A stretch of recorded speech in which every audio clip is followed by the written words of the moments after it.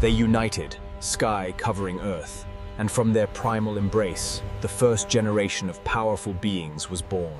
First came the 12 Titans, 6 sons and 6 daughters, beings of immense power and cosmic significance. Oceanus ruled the world-encircling river, Hyperion the first light. Their forms were majestic, embodying the raw elements. And the youngest son, cunning and ambitious, was Cronus, the Titan associated with the destructive aspects of time. But Gaia bore other children, beings Uranus found monstrous. First, the 3 Cyclopes.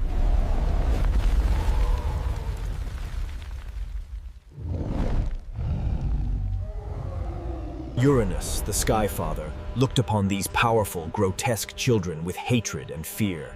He could not bear their sight. So as soon as they were born, he monstrously forced them back into the deep, dark womb of Gaia, imprisoning them within their own mother.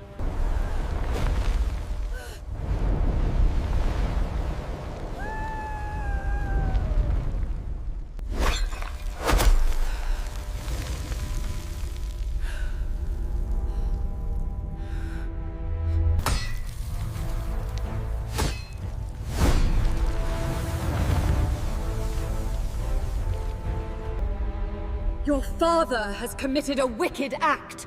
Who among you dares to punish him? Fear seized the Titans.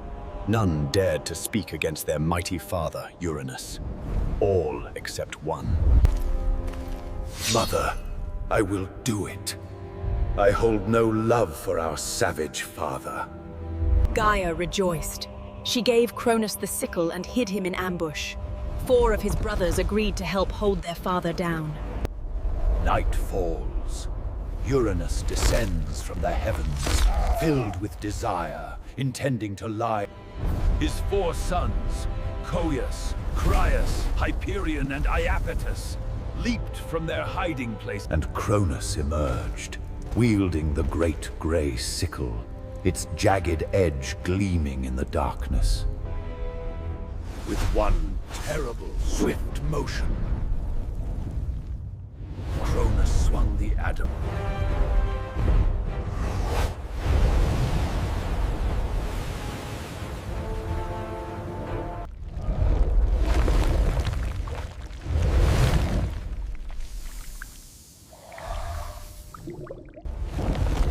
Born from the blood are the Gigantes, massive, warlike beings.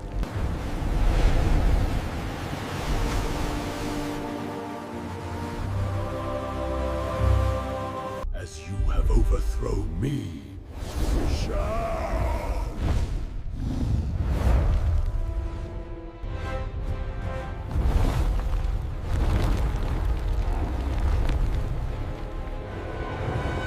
Old roots. He took his sister Rhea as his queen, and together they presided over a time of supposed peace and... But Uranus's curse haunted him, and in his paranoia... Instead, fearing their immense power, he cast his monstrous brothers down into Tartarus, the deepest abyss of the underworld. Soon, Rhea bore their first child, the gentle goddess Hestia. No, please, Cronus! She is your daughter! She is my doom. I will not be overthrown. Deaf to Rhea's agony, Cronus had ruthlessly sealed. Rhea bore a second daughter, Demeter, and Cronus seized and swallowed her as well. Then came Hera. Swallowed. Then Hades, destined lord of the dead, swallowed. Cronus dealt with his 5th child, Poseidon. When Rhea conceived her 6th child, she could bear it no longer. She went in secret to her parents. Gaia, remembering her own suffering, devised a plan. This child would be... You must travel to the remote island of Crete. to the hidden cave of Mount Dicte, and give birth in secret. And there, hidden from the all-devouring father, Rhea gave birth to her final child. Gaia took the infant Zeus, hiding him deep within the cave. He would be nursed by nymphs, guarded by warrior spirits. Whenever the baby cried, the Curetes would clash their spears and shields, drowning out the sound, keeping the child's existence a secret.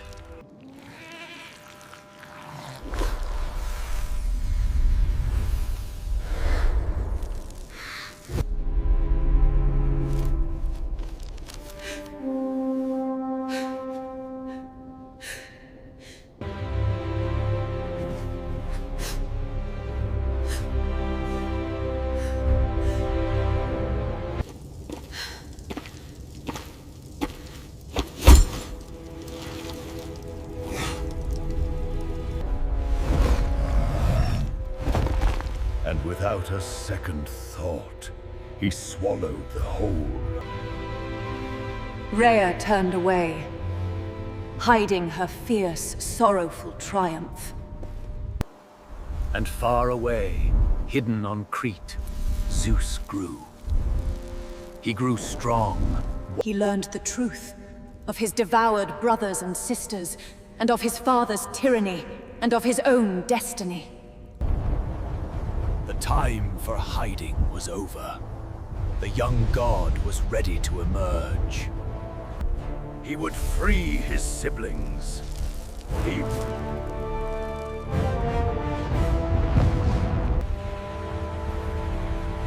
The time for rebellion has arrived, Mother. Are you strong enough, my son? We must free your siblings from Cronus's tyranny. We will plot his downfall, Mother. They sought the aid of Metis, the wisest of the first generation, the Titanus of good counsel.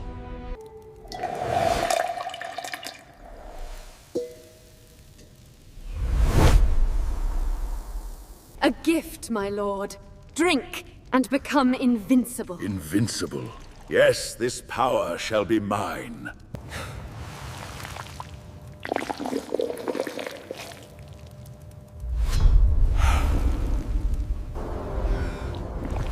Almost immediately, the potion took effect. First, with a great heave, he vomited forth the stone he had swallowed in place of Zeus. It fell to the sacred earth at Pytho. Then, in reverse order of their swallowing, his children emerged, fully grown and unharmed. Then Hades, grim and powerful, destined ruler of the underworld. Hera, beautiful and proud. Then Demeter, goddess of the harvest, her presence bringing life. And finally, Hestia, eldest and gentlest, goddess of the hearth. His 5 siblings stood before him, freed from their father's internal prison. Zeus stepped forward. We pledge our immense power to your cause, the overthrow of Cronus. Coius, Creus, Hyperion, Iapetus. To arms, brothers! We must defend our rule. Most of the elder male Titans sided with Cronus, fearing the power of these new gods. The mighty Atlas became their general. But not all Titans joined him. Oceanus remained neutral, and Prometheus gifted.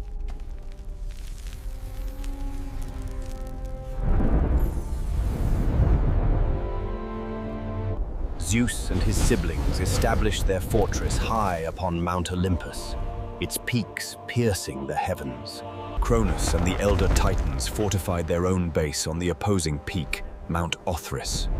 The battle lines were drawn.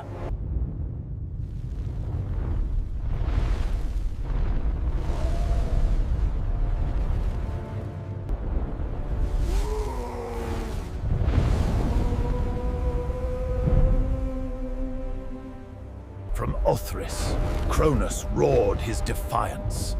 The age of the Titans would not end without a fight. And so began the Titanomachy, the Great War, a conflict of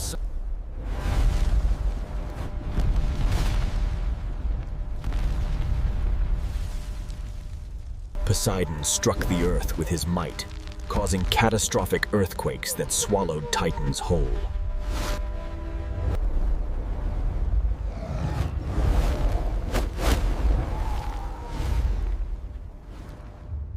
But the Titans were beings of immense, raw power. They retaliated, hurling mountains as easily as pebbles. Atlas, their mighty general, led the charge, his strength holding the line against the younger god's fury. The battle raged across the cosmos, the screams of the warring gods. Forests blazed, the oceans boiled, the foundations of the world groaned under the stress.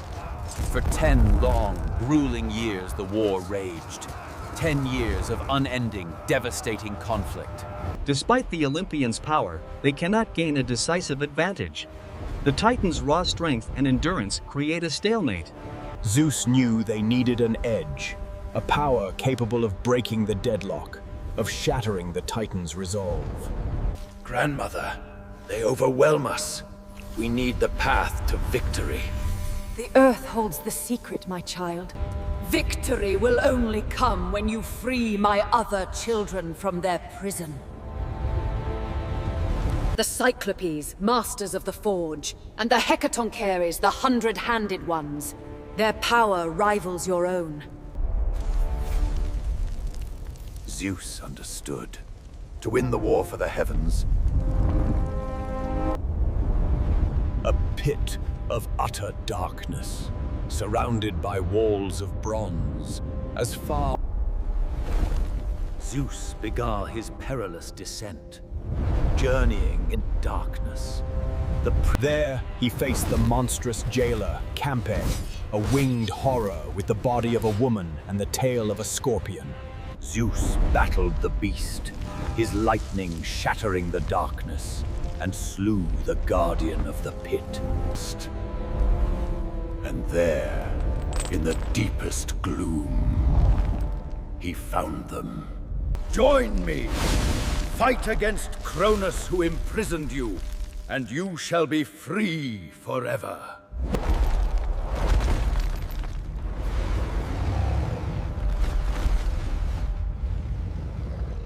To show their gratitude, the Cyclopes, masters of the forge, immediately set to work, harnessing the fires of Tartarus itself. They forged 3 divine weapons, instruments of unimaginable power, gifts for the 3 Olympian brothers. For Zeus, they crafted the Caravnos, the master thunderbolt, imbued with the raw power of the storm. For Poseidon, they forged the trident, the earth shaker, granting him dominion over the seas and the land beneath.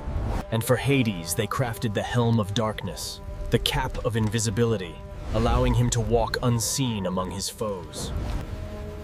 Armed with these divine gifts, the tide of the war was about to turn dramatically. Zeus led his siblings and his fearsome new allies, the Cyclopes and the 100-handers, back up from the abyss.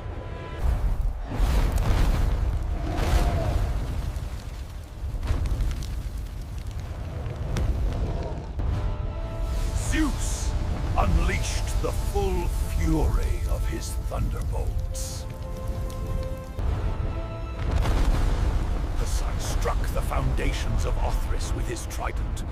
The earth itself Hades, invisible beneath his helm, moved among the enemy ranks, sowing chaos and fear. But the most terrifying assault came from the 100-handed ones, unleashed at last from their ancient prison.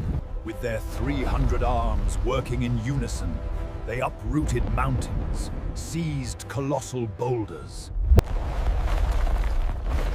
They hurl an unending barrage of mountains and boulders down onto the Titans.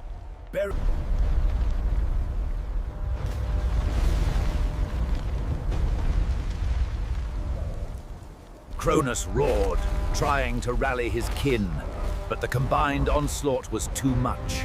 Their defenses crumbled. After 10 years of war, the reign of the Titans was broken. They fled in terror, utterly defeated. Zeus and the Olympians stood victorious amidst the ruins. The war was won.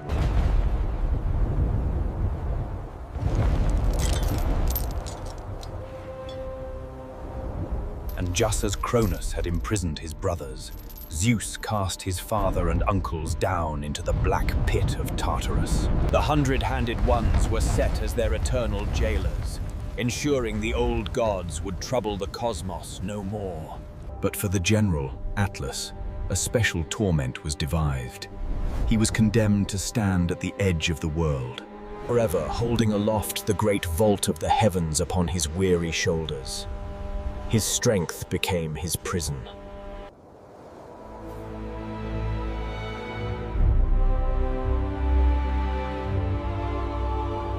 Prometheus, whose foresight guided us correctly, shall be honored among the new rulers. Epimetheus, you are likewise granted freedom.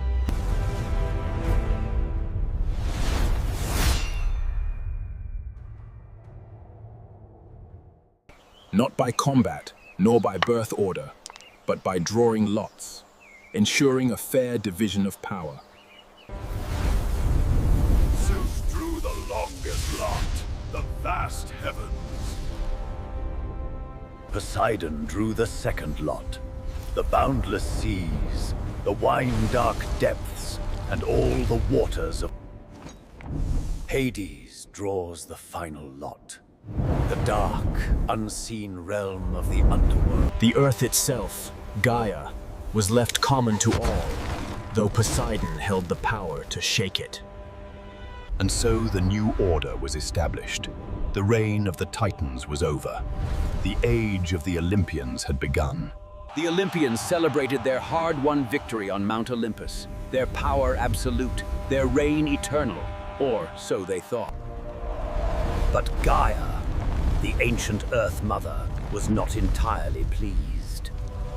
She grew. Her anger simmered beneath the surface. The war for the cosmos was won.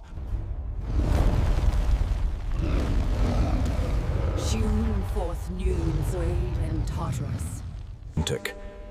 Zeus sat upon his throne, king of the universe. But the echoes of the Titanomachy would Zeus ruled supreme. The Titanomachy was won. The age of the Olympians had dawned, bright and seemingly secure. But beneath the earth, Gaia, the primordial mother, grieved.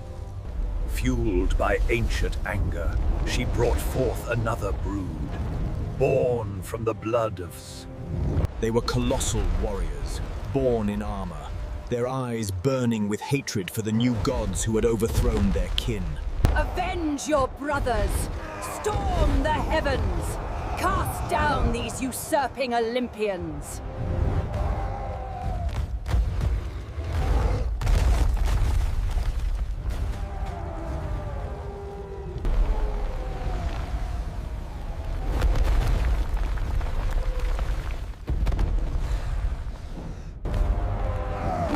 The Olympians saw them coming, a terrifying legion born of Earth's rage. But a prophecy declared a strange condition for victory. The gods could not defeat the giants alone. Victory would only come if a mortal hero fought alongside them. The fate of Olympus rested on the courage of a man.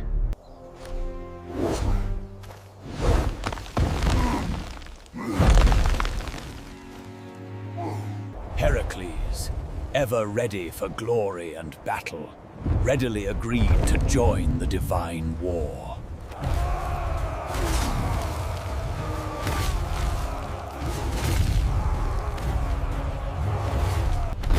Zeus's lightning seared the battlefield. But the giants are incredibly strong and resilient, empowered by their mother, Gaia. They fight back fiercely. The prophecy held true. When a god struck down a giant, The creature would fall, wounded, but not perish. Then came Heracles. Following in the wake of the gods' attacks, the mortal...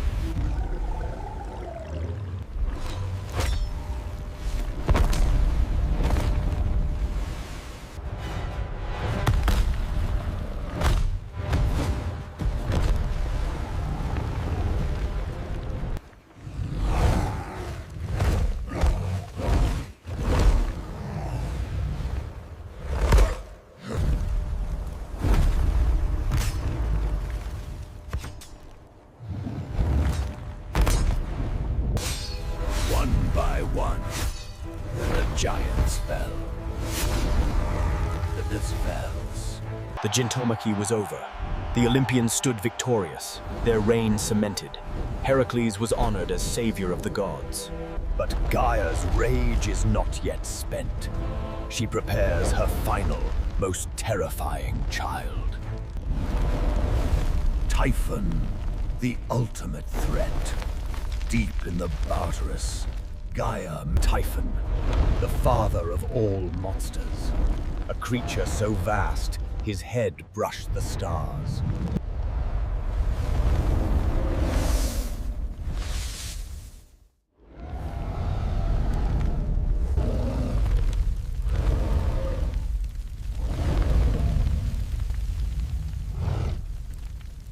He burst forth from the earth and immediately assaulted heaven itself, hurling flaming mountains at the home of the gods.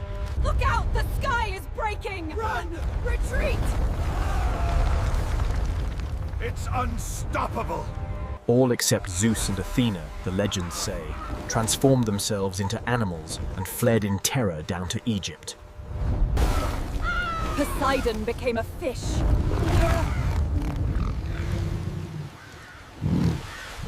They're afraid, brother! But we know the father of monsters has a weakness. Strike hard! Strike true! And so began the ultimate duel. Zeus, king of the gods.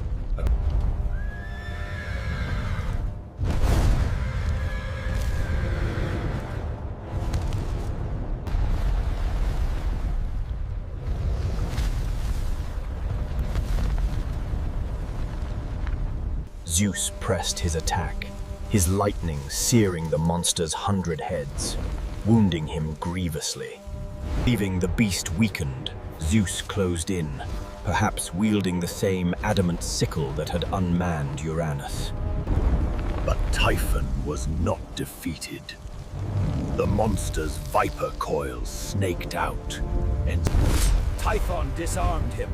And using the jagged sickle, the monster cut out the sinews from Zeus's hands and feet.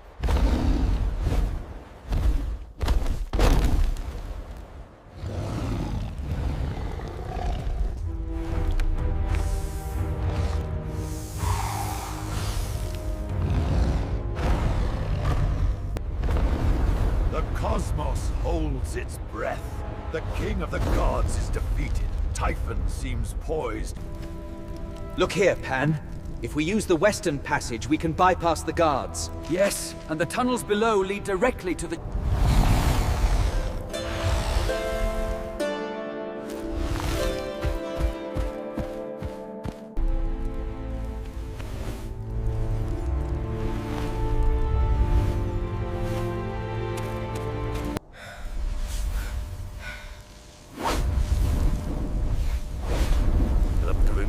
To run, Zeus. Zeus roared, his power fully restored, his fury now absolute. He burst from the cave.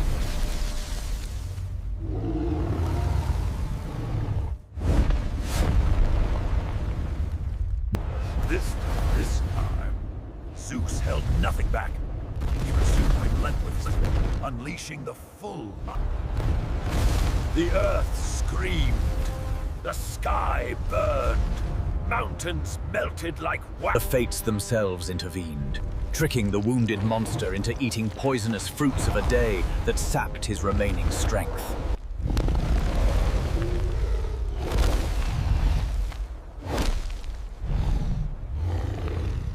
Zeus gathered all the power of the heavens into one final, cataclysmic strike.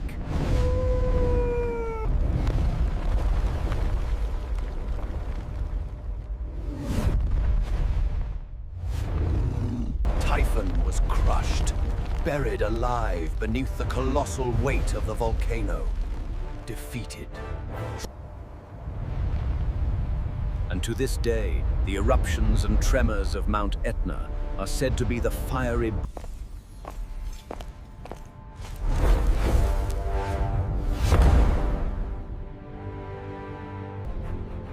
The other Olympians returned, humbled and awed.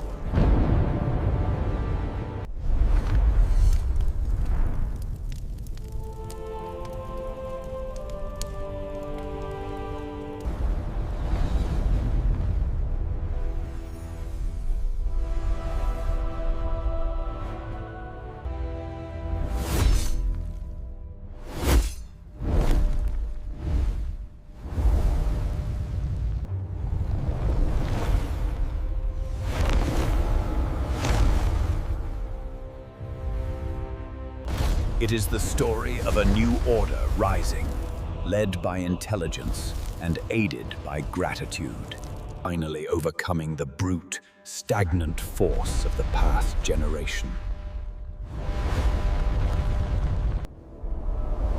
It established the geography of the mythic world. Titans in Tartarus.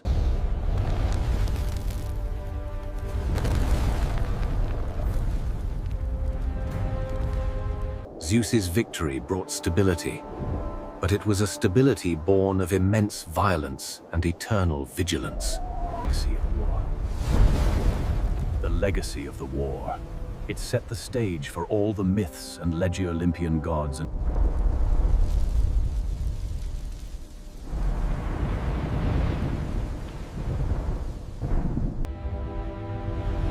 the echoes of that great war still resonate, reminding us of the eternal struggle between